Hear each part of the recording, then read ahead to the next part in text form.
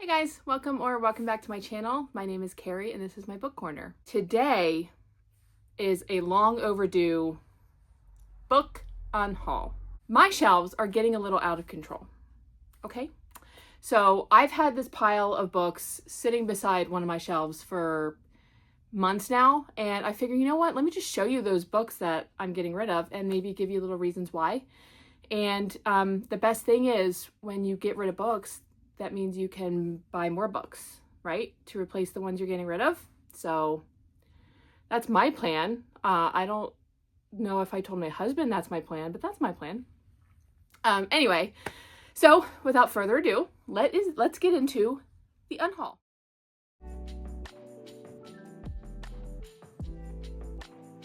Okay, no particular order. P.S. by the way, these were just piled up beside my shelves, and there's a couple newer ones that I'm selling, that I sold already. So I figure I'd go through those too, even though they're already sold. But I figure I'd show you what they are before I pack them up and send them to their new owners. Okay, let's do this. First is the autobiography of Malcolm X. I am getting rid of this because I read it and I don't think I need to keep this copy of this book. That's it. Yeah, also, I'm not going to go into the synopsis of the books. I'm just going to tell you why I'm getting rid of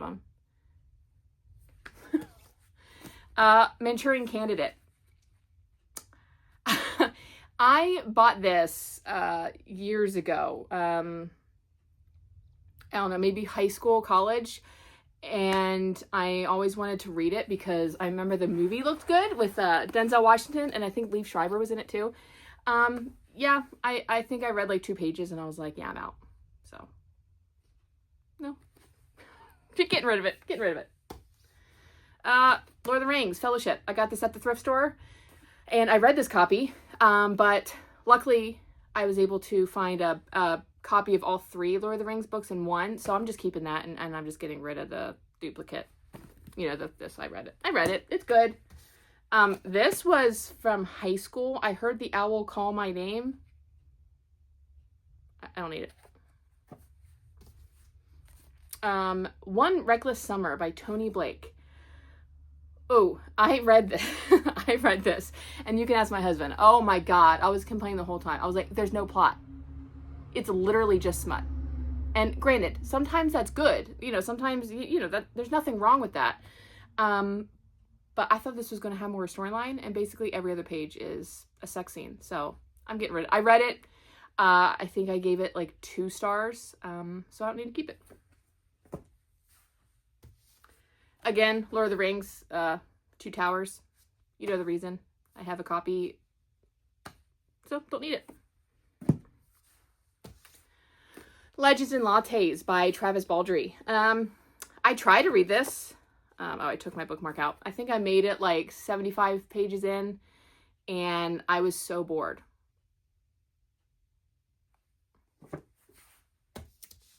This one might be controversial. Red, White, and Royal Blue. I hated this book. It felt like a really crappy fan fiction.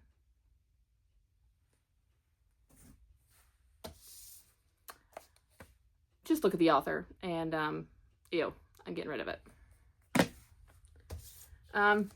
This was in that same book box as that other one, and I'm just not interested in reading it, which is a shame because it's really cute. I mean, it's it has like sprayed edges. I don't know if you can see that, and the naked hardback is really cute with the but I'm just not interested. I know what you're saying because it's like a super short, but like I said, not interested. What If It's Us by Adam Silvera and Becky Albertalli. I'm moving away from young adult, and I don't see myself ever reading this. I got this a while ago, and I was like, oh, I'll get to it. And like I said, I'm just not into YA lately, so get rid of it. White Rage by Carol Anderson. I got this, I bet you can bet, I bet you can guess when I bought this, you know, at a certain time in our country's history. it was very interesting. I'm really glad I am really glad I bought this, and I'm really glad I read it. But I don't see myself rereading it. So I'm gonna get rid of this one too. Lord of the Rings, Return of the King. But the cover, I mean, if you know me, you know I love Aragorn, but again, I don't need 2 copies. This was an ARC that whenever I bought from someone on Facebook in a buy-sell trade group, they like threw this in for free. And I'm just not interested. It might be I think it's YA. And I think that's why I'm just not interested anymore. So maybe someone else will be. These two, Insurgent and Allegiant. You can tell I got these at the thrift store. But I've never read these books. I have Divergent, and I'm keeping Divergent. I love the movie Divergent. I love the movie Insurgent. This one, love it. But I've heard that people who've read the books like hate the movies. And then I also heard how the books end. Like I heard how what happens to a certain someone, and I'm like not interested. Not interested. So I'll keep Divergent because I would like to read that one day and like compare it to the movie. And I'm also keeping 4 because I love 4. Again, movie 4. I don't know if I'm going to love book 4, but so these are going to go. And yes, it came without the dust jacket. I got it at the thrift store without the dust jacket. So I'll probably just donate it right back. This next book, I was on Threads and I asked people, I was like, please give me a phenomenal series, not YA. And I just want something amazing, super well written, and just please. So a lot of people gave me a lot of suggestions, but one suggestion in particular sounded really interesting. For the Wolf by Hannah Witten. It sounded so good. It sounded so good. And I don't even know how far. I think I got past 100 because I said I was going to see if I could make it past page 100. And if I still didn't like it, I was going to stop. So I still didn't like it. Holy crap. First off, it read YA. Again, that's not a bad thing, but that's not what I was looking for, It read YA, and plus, all it was descriptions of plants and leaves and roots and rotting roots and plants, and that's it. That's all it was the whole time. It's just descriptions of the roots and the plants and the trees and the bark and the leaves and the rot, and it's like, and don't even get me started on her sister. Oh my god. Anyway, sorry, I didn't mean to rant. I'm getting rid of this. I gave it a try. It's not for me. Next one is a special edition from Bookish Box, I think. Wild as the Witch by Rachel Griffin. If this is shiny, let me take it off. That might be better. I read this. I enjoyed it when I read it. I'm pretty sure I gave it 4 stars, but now looking back, I'd probably give it a 3. It was good. It was cute. It sounded better than what the execution was, but I mean, it was a really cute book. But like I said, I want to only keep like books that are 4 and 5 stars on my shelves. Or actually, I don't know if I ever said that, but yeah, there you go. I only want to keep books on my shelves that are either 4 or 5 stars, or books that I haven't read, but am excited to read. So this read, it was okay. I don't need a copy. But this copy is really pretty. I was really happy when I got it. I mean, like the edges are cute, and it's signed. So someone else will love it, I'm sure. The Wishing Game by Meg Schaefer. I'm only getting rid of this because it's a duplicate. Book of the Month sent me a box one month, and it had like 6 books in the box, and I was like, whoa, I'm pretty sure I only ordered like 3 books. Like, why are there like 6? And there were all these duplicates. It was crazy. It was all duplicates and duplicates of these books. I'm like, there's like 3 copies of this one book, and I'm like, that's all. That's the only reason. I do have this on my shelf, and I would like to read it soon. Speaking of duplicates, this book, Clytemnestra, don't even laugh at my pronunciation of that.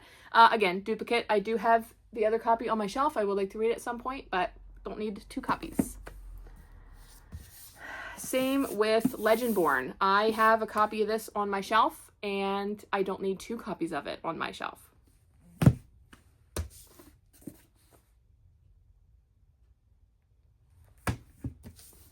John Saul, Guardian. I know, you're probably thinking, wait, Carrie, in your first video you said John Saul's your favorite author. Yes. Yes, he is. But I already have a hardcover copy of this book. I saw this at a thrift store, and I was like, wait, I don't recognize the spine. And that's because I guess this was it got miscolored or something, and someone whoever had this, it turned the font pink. It's like a hot pink. So anyway, I don't need 2 copies, and I don't think I want the hot pink spine whenever it's supposed to be red. So, Darling Girl. I hated this book. It said it's supposed to be like, or people were saying it's like a Peter Pan retelling. It's not. It's not. I get so mad when I think that book was so bad. My Murder. Again, this was a duplicate in that one book of the month box, and I have it somewhere on my shelf, so I will read it at some point, but I don't need 2 copies. Oh, hey yo. See, I told you I got 3 copies of this book. Here's the second duplicate, so I'm getting rid of it. Spells for Forgetting by Adrienne Young. I started this, and I don't know, did I take out my bookmark? I hope I did. Oh, maybe I dog-eared. Yeah, I dog-eared. I got to page 144, and I was like, enough. I'm bored. Nothing has happened. Which is a shame, because that book sounded pretty good, but, you know, once you get like 150 pages in, if it's not good, it's not going to be good, I don't think, you know? All right. Few more. We're almost done. There's like 2 more little piles on either side of me. Okay. Wild Love by Elsie Silver. I don't even know why I own this book. I never want to read it. I will never read it. I will never read an Elsie Silver book. Her books just don't seem interesting to me. And, yeah. I mean, it's pretty pink, but I'm just not interested. Oh, this next one. I gave 1 star rating. Can you guess? Can you guess what it'd be? I heard everyone loved it, and I was like, oh my god, if you love dark romance, you're gonna love this book. It's so great. And I was like, oh my god, I'm so excited. I'm so excited. So I got it on Amazon, you know, and I read it, and the whole time reading it, I'm like, I hate this. And I was like, no. And thinking to myself, no. People are saying it's so good. It's so good.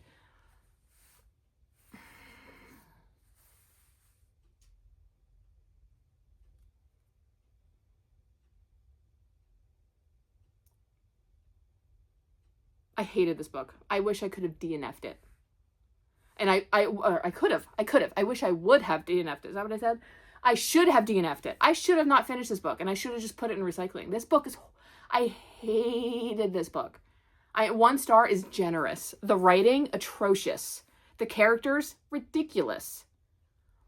The storyline, so water thin. I can't even, like... You know, a lot of books I'm like, oh, I can understand why people like it, but I don't understand how people like it. The writing is trash. Now, granted, sorry, this is all my opinion. If you like this book, I'm so happy for you. Okay? I'm very happy for you. I love when people read what they want. Okay? But I'm just giving my reason for unhauling it, and I hate it. So there's that. I probably will never pick up another book from this author, because if people love and adore this book and they haven't said anything about the writing, obviously the writing is probably the same for all her other books. So I'm not even, it's not worth it. All right, now we're getting into the fun books that are sad to get rid of because they're my there's some books here. But, you know, you gotta do what you gotta do. This one, You and I Rewritten by Chip Pons. I love this book. I'm only getting rid of this because I have another copy. I have the Rainbow Crate, the Rad Rainbow After Dark edition, and I freaking love it. So I'm going to get rid of it. This is the MMR, the Marley's Must Reads copy. I love this book. If you haven't read this, I really recommend it. It's super cute. You know, it's sweet, it's spicy, it's adorable. I like it, but again, I don't need another copy of it. Nightmare Before Christmas. This book, I was so stinking excited for this book. I was like, oh my God, it's such an interesting concept. It's such a cool storyline. But this was marketed incorrectly. Okay. And I'm not the only one who thinks that. I've heard other reviewers say that this was not marketed correctly, and it wasn't. This was all politics. Like, that's not why. No. It's supposed to be like the Prince of Christmas falling in love with the Prince of Halloween. Like, come on. No, it's all politics and stuff. Like, I made it so far into this book, and it's like they'd only kissed like twice. Like, granted, I don't need... Okay, that probably sounds like, oh, it needs to be spicy. It doesn't. It's just that the love story was a back seat. It took a back seat to all the stupid politics. And that's not what the author on her Instagram post, like whenever she was marketing this, it was nothing. Her post, nothing for what the book actually is about and what actually goes on. And it was just disappointing. I'm not even picking up the second one. Go Luck Yourself. Not worth it. Because I tell you what, I bet you that one's probably marketed incorrectly too. It's not worth, it's not worth the risk. Next is I'll Be There by Charlie Cochet. I've never read this. This was I was finally able to get a subscription to Obsidian Flame Crate, I think. That box is now gone because they scam people out of money and they just had to close up shop. But I was so excited when I finally got a subscription, and then this was the book, and yeah, and then after that they closed, and no more subscription or whatever. I'm just not interested. I think this is like a rom-com. I just don't need it. I don't see myself reading it anytime soon. So, I mean, it's cute. I mean, and the, the end papers are really cute. The cover's okay. It's not really my favorite. But, yeah, I don't know if someone else likes this or wants it, they can have it. Another special edition that I'm getting rid of is Strong Enough by Melanie Harlow and David Romanoff.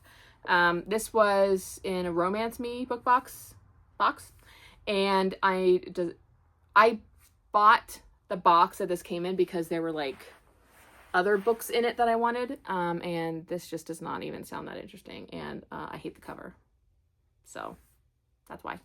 Heartstopper Volume 2, very random, but I have Heartstopper 1 through 5, and I got this on Amazon because it was I think $1.50 or something, and I was like, oh sweet, I'll get that. But then I was like, oh well, it's Volume 2. I was like, oh, that was before I had Heartstopper, so I was like, okay. So then I had to look for Volume 1, and then eventually someone in Macari had a set of 1 through 4 for really cheap, so I just bought that, and all the covers matched. So I'm getting rid of this. I loved it. 5 stars. I love Heartstopper. Recommend. These last books that I'm going to show you are the books that have already sold, which is sad, but that's okay. They're going to a home of people who will love them. The first is the set of, Casey Cox's books, the Moving to the Mountains trilogy. I talked about this in my reading wrap up because I read the third one. This one, Reclusive Mountain Man, pretty sure. And yeah, I didn't like the series at all. So hopefully whoever gets them will love them and adore them. And there's that. And Always by Lauren Lee. I love this book, but I already have another copy, so I don't need 2 copies. This is the Marley's Must Reads special edition, and it's really beautiful. I love it, but like I said, I don't need 2 copies of it, but I recommend this. These next 2 is the London Calling duet. So it's the boyfriend material and husband material. I'm getting rid of these because apparently when I bought them, I bought them for the cover. I mean, wait.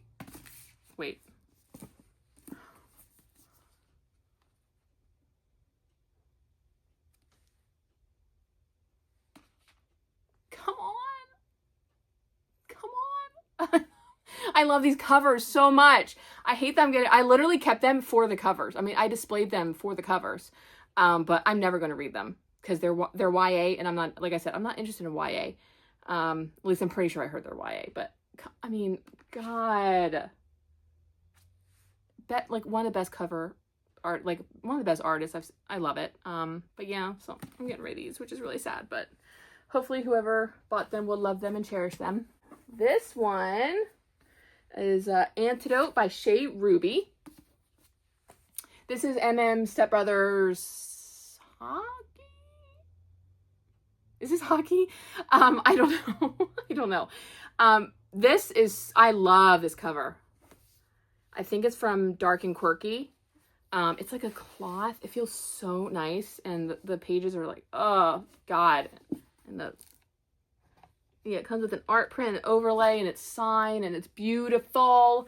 But I have another copy of this book. I actually got what is her name? The Smutty Kitten copy. She did like a charity thing where she made these special edition copies of Antidote, and she gave like all the proceeds to Shay for her husband who's battling brain cancer, I believe. So I have that. I have a hardcover and a paperback. So I do not need 3 copies of this book. So whoever gets this, they will love it. It's beautiful. It's a beautiful cover. But like I said, I don't need 3 copies. All right, 2 last books. If you've been paying attention to the author reader community lately, this person's, I'm sorry, I don't know their pronouns. But Rena Kent is all over the internet and all over Bookstagram and Threads, and I don't know if she's over, I don't know if they're over on TikTok. I don't use TikTok. Anyway, I bought this book because I heard in my recommendation groups on Facebook, everyone's like, this book is so great. Oh my God, this is the best book I've ever read. It's my favorite book of the year. Holy crap. Like, what can come close to this? So I was like, oh my God, I need to read it. So I bought it. Okay. And not only that, but I scoured the internet until I found someone who was selling the special edition, the Baddies special edition of this, which goes for crazy money now. I bought, because the cover is, I'm sorry, but the cover, holy crap. And the edges and stuff, I mean, come on. But anyway, I bought it because I didn't want to miss out. I was like, oh my God, I need it. I started reading and I was like, what is this? I mean, I don't even know what the hell was going on. I was like, what the heck? So then I put it down. I was like, I'll read it another time. I don't get the hype, but I'll read it another time. Or try to read it another time. And then I saw on Instagram and things going around saying that this was like problematic. Like it's not accurate queer representation. So I was like, really? So I did some more research, and apparently it's pretty ace-phobic. I mean, apparently one of the characters is supposed to be ace, and the representation is harmful. Apparently it's not accurate and truthful. Don't quote me on that because I'm straight. Okay, I'm a cis-het white woman. I'm straight. So I'm not an expert on ace representation, but from what I've heard of actual ace people saying is that it is harmful ace representation. And I don't want that in my house. Okay. There was a YouTube video that shed so much light and information. I was like, holy crap. Ew. I want this book out of my house. Also the author I don't like the author anymore. I'm going to put this down. Apparently the author is not great as a person as well. I've done some research, but to me, like, she's mostly an MF author. So God of Fury was their first MM book. And I think they saw, holy crap, like people love it. And like the fact that you're not listening to people's criticisms about it and their suggestions about it and, you know, what's problematic with it. You're silent. You don't say one thing. And like that rubs me the wrong way. Wow. I did not mean to turn this into a rant on Rena Kent. But you know what? No one in my real life is here to listen to me talk about it. So you are going to be my, you know, gallery that I can talk to. Either way, I'm getting rid of these books. I want them out of my house. And I know I will never pick up a Rena Kent book. And I'm okay. And I'm happy with that. But do your research. I mean, granted, it's weird because it's like the people who are recommending God of Fury in the groups, they're queer. They're like gay men.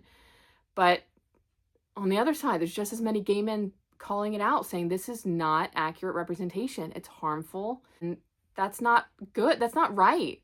This should not be anyone's introduction to MM. I'm sorry, it shouldn't be. I mean, if there's going to be harmful and problematic representation, why would you want that to be your introduction to a beautiful genre of books? You know, I just don't get it.